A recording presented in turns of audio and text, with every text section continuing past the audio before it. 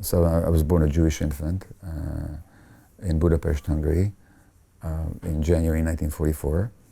And in March of that year, 2 months later, the German army occupied, the Wehrmacht occupies Budapest in Hungary. And now the genocide that has succeeded in exterminating the Jewish population of Eastern Europe in other countries now begins in Hungary.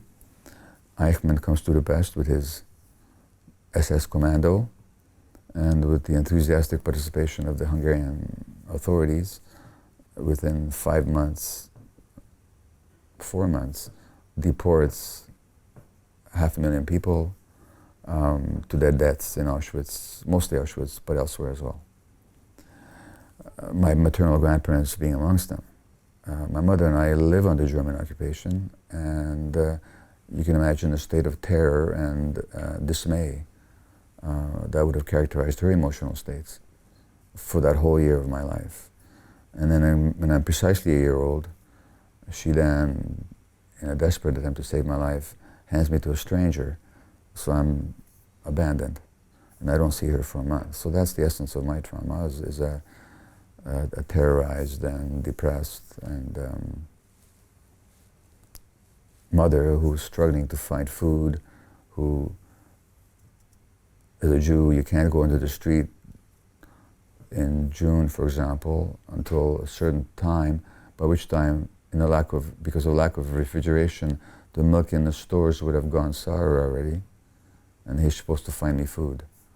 So that's how it was, and the impact is attention deficit disorder and a lifelong tendency to kind of a morose default resistance to the world, which is how I often have experienced myself, and still sometimes experience myself that way.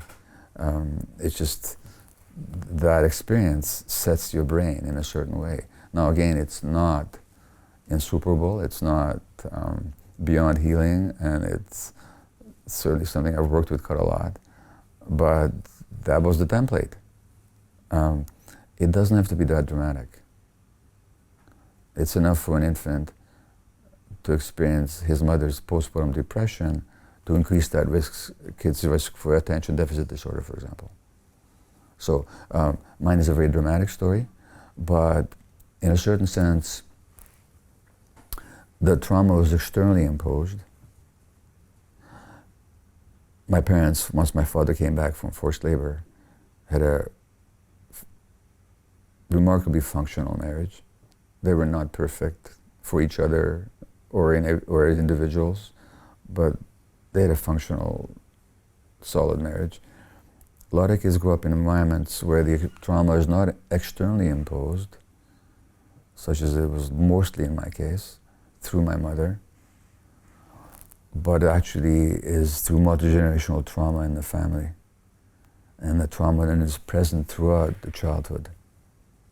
See, I would say you come more from that background. What's an example of multi-generational? It's multi-generational. It might not have been as dramatic, historically speaking, as mine was, and certainly as emotionally wrenching as maybe my first year was. It's hard to compare, but at the same time, it didn't have a historical beginning and end either. So it would have continued. Right. Not that mine was over at 1 year either, but all I'm saying is it doesn't take that degree of dramatic misfortune to have an impact on children. And again, the more sensitive the child is, the more affected they are.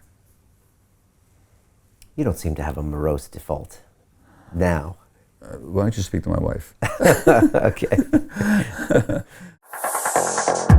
Continue watching this fascinating conversation for free by clicking on the link below to visit our website, learn from the best minds in the world, and connect with a community of passionate people building the best versions of themselves. Just click on the link below, and I'll see you on the inside.